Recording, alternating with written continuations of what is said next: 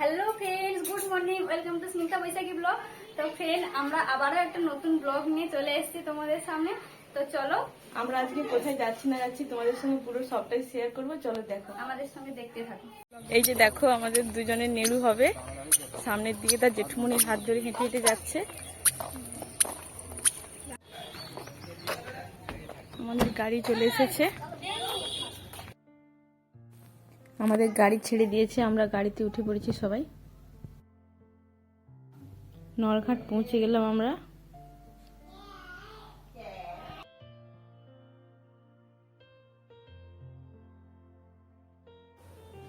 দেখো আমাদের এখানে মগরাজপুরে নতুন ফ্লাইওভার রয়েছে, আমরা এই মাত্র ফ্লাইওভারটা পেরাচ্ছি। আর এই যে দেখতে পাচ্ছ মা নাচিন্দা মন্দির। আর এখানে আমাদের এলাকার মানুষজনেরা নতুন গাড়ি কিনলে এখানে পুজো দিতে আসে। আর এই মন্দির খুবই জাগ্রত। আর এই সামনেই অক্ষয়িতে মেলা আছে, এখানে বড় ধরনের মেলা হয়।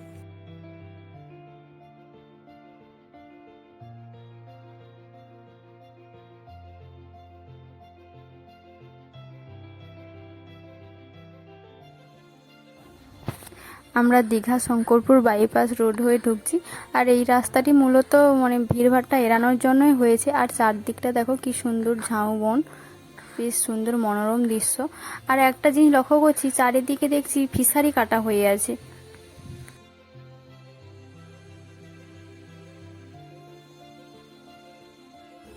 আর এই রাস্তাটি সমুদ্রের গা ঘেঁষে গেছে।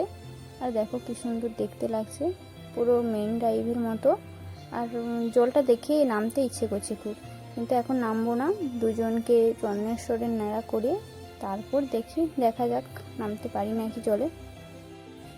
এই বাইপাস রোডটি শঙ্করপুর হয়ে 116B হাইওয়েতে মিশেছে। আর তোমরা দেখতে পাচ্ছ জলটা কি সুন্দর, জায়গাটি দেখো, চারদিকে নারকেল গাছে ভর্তি।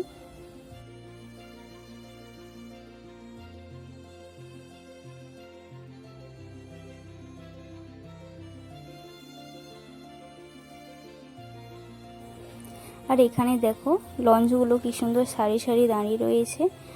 যখন সমুদ্রে লঞ্চগুলো খারাপ হয়ে যায় তখন মেনলি এই খালের মাধ্যমেই লঞ্চগুলো মেরামতির জন্য আসে।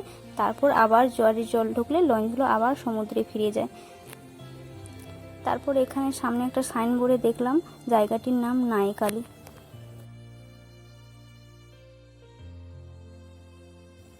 আর ওই যে দেখো ঝাউবন, কি সুন্দর দেখতে লাগছে।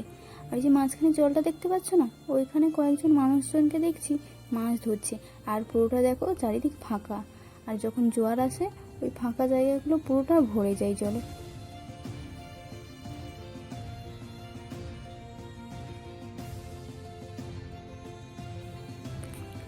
এবার আমরা দীঘা উড়িষ্যার বর্ডারে ঢুকে গেছি। আর ওই যে দেখো সামনে সায়েন্স সিটি দেখতে পাচ্ছ। তোমরা যদি কেউ কখনো আসো সায়েন্স সিটিতে দেখে যেতে পারো। ওখানে কিছু কিছু সামুদ্রিক প্রাণীর কালেকশন রয়েছে, কি সুন্দর দেখতে লাগবে।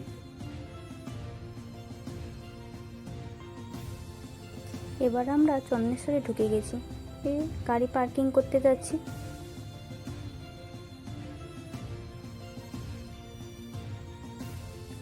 তো এবার আমরা মন্দিরের ভেতরে ঢুকবো।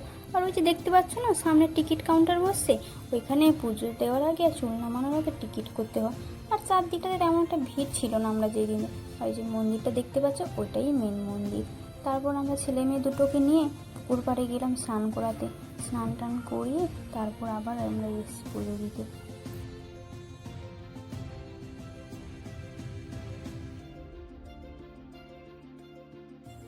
এখন বাজে 8:30, তাতেই প্রচণ্ড গরম। জানি না 12টা-1টার দিকে কি পরিস্থিতি হবে। তারপর একটু ভিড়টা কম ছিল বলে এই জন্য চুল নামানো আর স্নান করানো দুটো একসঙ্গে তাড়াতাড়ি হয়ে গেছে। এবার আমরা যাব মন্দিরে পুজো দিতে।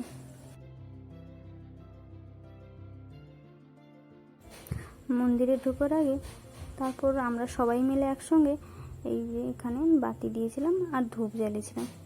তারপর প্রণাম সেরে এবার আমরা পুজো দিতে বসবো।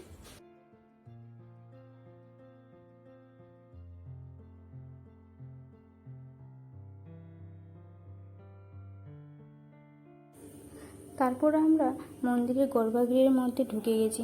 দেখতে পাচ্ছ প্রচণ্ড ভিড়, কিন্তু এখানে একটা বাজে ব্যাপার কি জানো তো, এখানে চারিদিকে শুধু পয়সার খেল, যেখানেই যাচ্ছি খালি পয়সা চাইছে।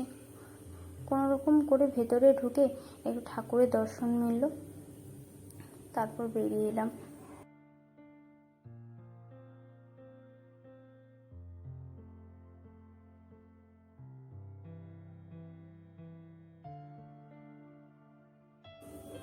তারপর বাইরে বেরিয়ে এসে ছেলে মেয়ে দুটোকে সুস্থান করালাম, সুস্থান করিয়ে তারপর আবার মন্দিরের ভেতরে ঢুকেছি।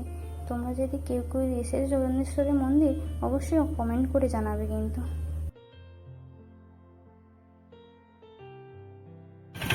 আমাদের পুজো দেওয়া হয়ে গেছে, এবারে টিফিন খেতে যাচ্ছি।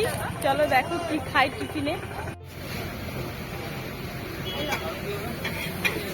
এই যে সবাই চপ মুড়ি খাচ্ছি, পেঁয়াজি মুড়ি চপ মুড়ি খাচ্ছি সবাই।